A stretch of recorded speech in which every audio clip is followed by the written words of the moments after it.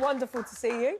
Thank you. Let's get right into it, OK? Your first red light moment. Yes. How did it feel being in that position, Angela? Oh, it was really upsetting. I was cross with myself, I think.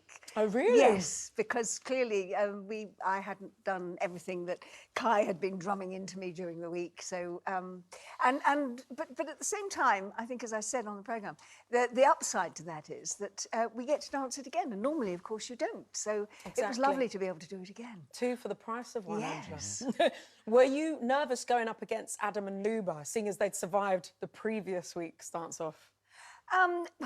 Well, I think that the situation we're in at the moment, I mean, the pool is getting so small now. There were 9 of us. There's only 8 of us now, which means that if there's only going to be 3 people in the final, then, you know, every week it gets tougher and someone is going to be the one who's going to be eliminated or have to. I mean, what was tough about it was, of course, you know, Adam's such a lovely guy.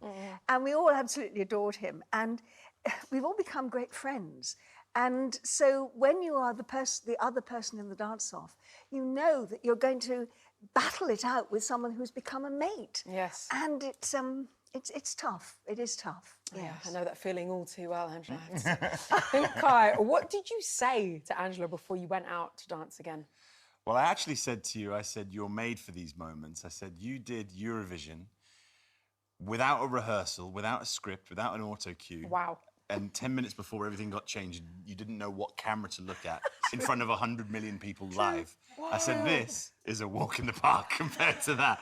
I said, just go out there, do what you need to do, take on board the judges' comments, and you should see yourself through to next week. And luckily, you did exactly that. I watched it back, and you were doing all of the technical things that the judges said.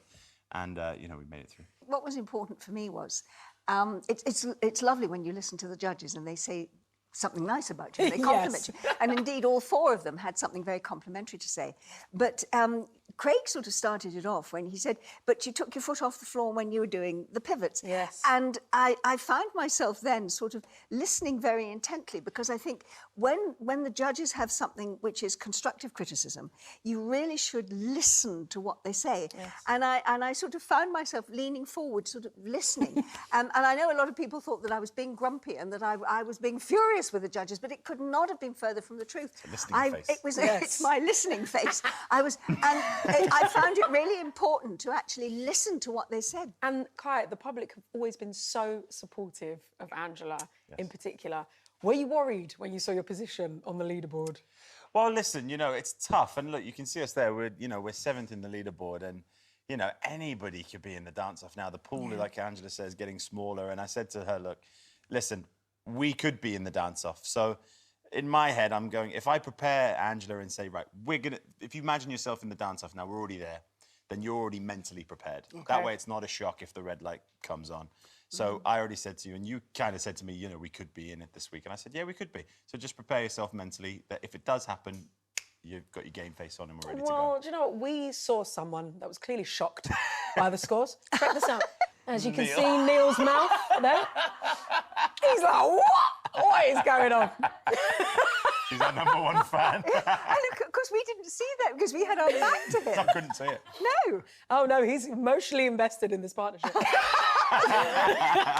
So you are through and you've got an opportunity to push it this week because you're dancing a Pasodoble to this. Paso.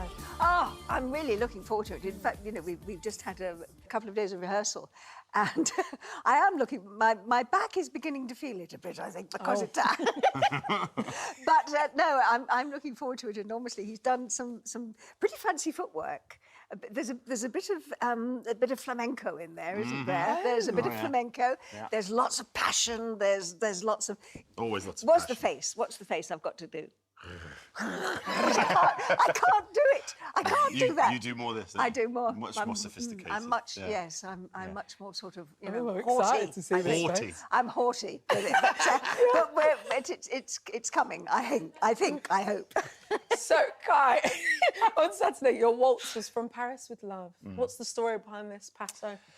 This is very much kind of Angela is the queen of Paso vibe. It's very, you know, it's Madonna. There's a bit of a concept of time in there at the beginning, which I won't give too much away, but let's just say the legs are back out in full this week. Oh, I'm so happy. Yeah, because we've kept them tucked away for last week and it didn't seem to work. So we're gonna get them out again this week. And like Angela said, there's lots of fancy footwork in there, lots of different timings, flamenco stuff in there as well, and beautiful shaping. We're going to use Angela's line as much as we can. I'm getting your legs out, yeah. I love the way you're talking about my legs as if they're the family pet. Yeah. We're going to get lunch. Do you know, get him out, take him for a walk. Come on. Get him for a walk. Do you know what? I can't wait to see the legs on Saturday night. Give it up for Angela and Kai.